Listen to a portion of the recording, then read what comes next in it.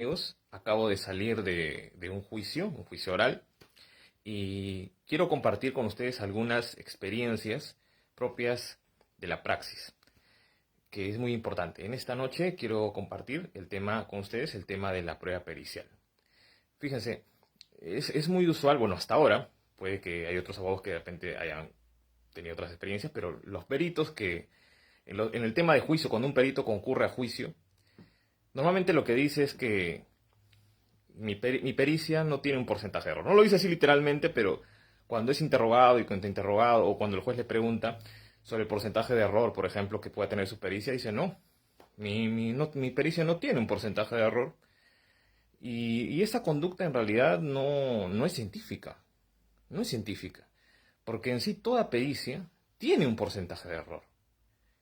No es posible alcanzar la verdad. Lo que podemos hacer es aproximarnos a ella, que existe un grado de probabilidad, pero no de certeza.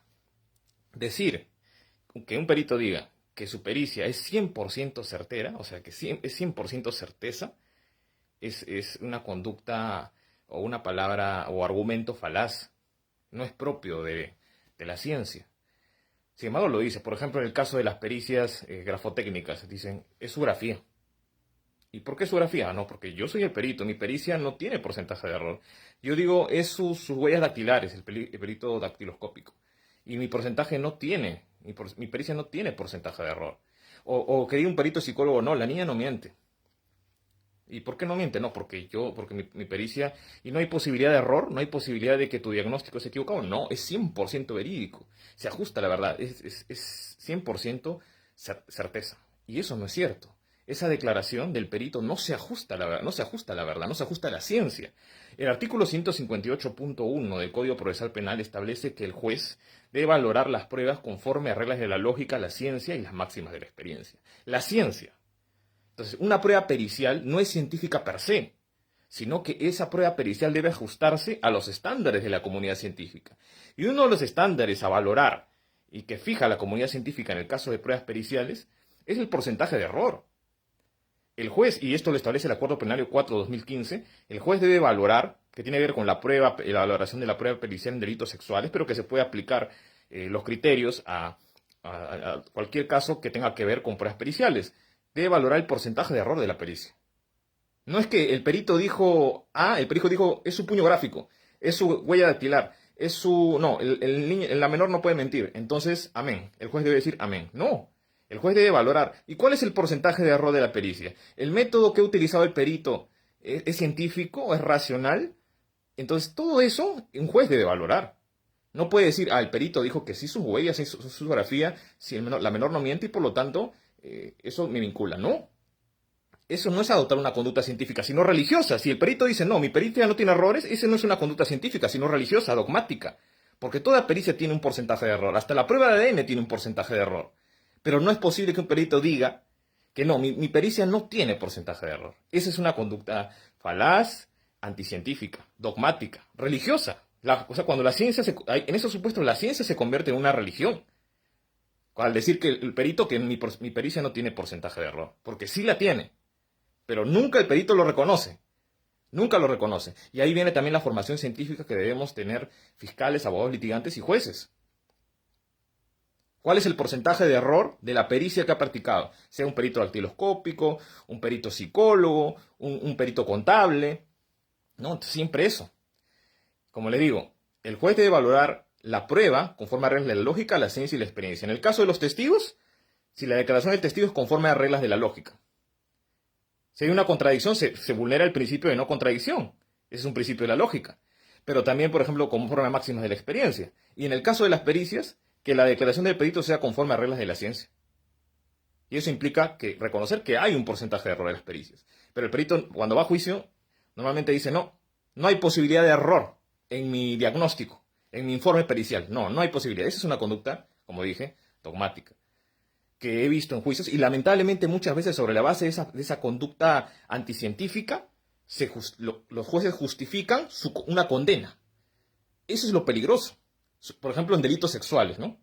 Declaró la menor, se corrobora eso con la pericia. El perito dice, hay afectación emocional.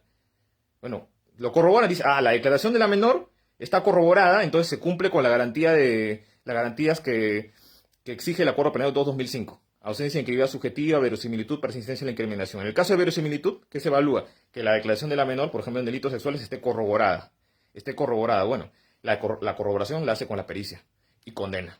De esta manera normal, como si fuera una actividad mecánica, ¿no? Autómata. Pero en realidad lo que debemos tener es formación científica. Epistemología, por ahí dicen, no, la filosofía no sirve. Claro que sirve, porque nos ayuda a pensar de que no podemos alcanzar la verdad. Lo que podemos hacer es aproximarnos a ella. Establecer un grado de probabilidad. Pero no decir, no podemos alcanzar la certeza en sí.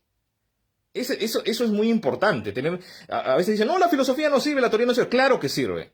Pero hay que saber argumentarla. Hay que saber argumentarla y hacerle llegar este mensaje a los jueces, a los fiscales. Nosotros los propios litigantes tenemos que tener conocimientos de epistemología para poder refutar que la palabra de un perito no es sagrada, sino que debe estar sujeta a control de cientificidad, a que esa pericia, ese informe pericial, esté ajustado a los estándares de la comunidad científica. Una pericia per se, y con eso termino, y per se no es científica. Eso significa incurrir en una falacia de autoridad, y ahí viene la lógica. Una pericia es científica cuando cumple los estándares que establece la comunidad científica. Si no cumple con esos estándares, esa prueba pericial no es científica. Y esa es la valoración que debe hacer el juez al momento de motivar su sentencia. Porque si no, nos vamos a quedar con condenas injustas. Condenas que no gozan de cientificidad. Y si el derecho se arroga de ser ciencia, pues debe ajustar la valoración de las pruebas conforme a las reglas de la ciencia. No adoptar una conducta dogmática, religiosa, porque al final se convierte en eso, si no se valora la pericia conforme a los estándares de la comunidad científica. Al final se convierte en eso y con ello legitimamos condenas injustas. Y el derecho, desde una fundamentación axiológica, no puede abanderar temas relacionados con la injusticia. No puede hacerlo, ¿no? Entonces, esas son las apreciaciones que yo quería dar, me parecen muy importantes. Y yo los invito a ustedes a que escriban sobre la prueba científica, de repente animarse, porque es muy importante conocer sobre ello. Lean la sentencia Dauber versus Merrell de la Corte Suprema Norteamericana. Lean, por ejemplo, el Acuerdo Plenario 4-2015.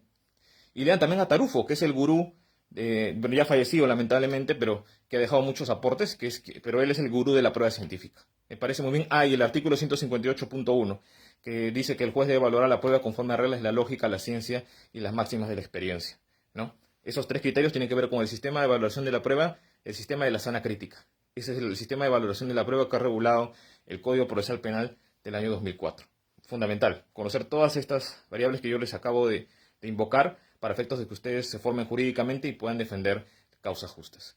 Muchas gracias por su atención y hasta una próxima oportunidad. Los invito, como yo les reitero, investiguen sobre ello. Es muy importante. Muchas gracias.